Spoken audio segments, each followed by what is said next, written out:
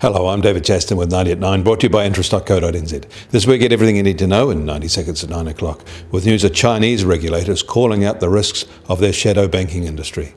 But first, new American single-family home sales posted their biggest decline in nearly a year in August, after soaring to a 9-year high the month before.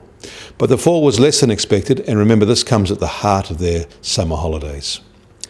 American attention is today focused on their first major presidential election debate, with considerable concern over a stumbling Hillary Clinton. Stocks are sharply lower ahead of the debate. And yet this comes after new data shows that real progress is being made in lifting millions out of poverty in America. That data is for 2015, but things have only improved since then.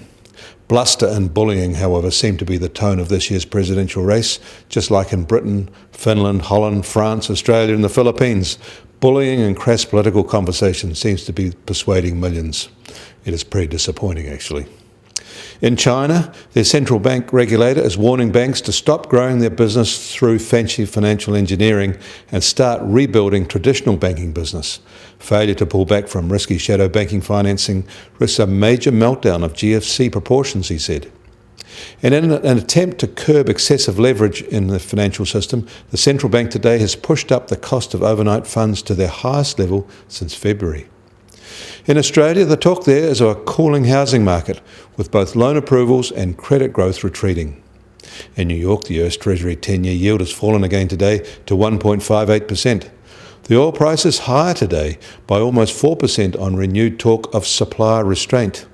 The US benchmark price is now just over $46 a barrel, while the Brent benchmark is now just under $47.50 a barrel. The gold price, however, is a little changed and is at its new higher level at just under $1,340 an ounce.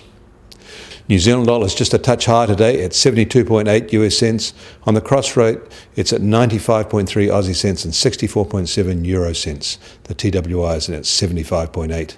I'm David Chaston, and that was 90 at 9, brought to you by interest.co.nz.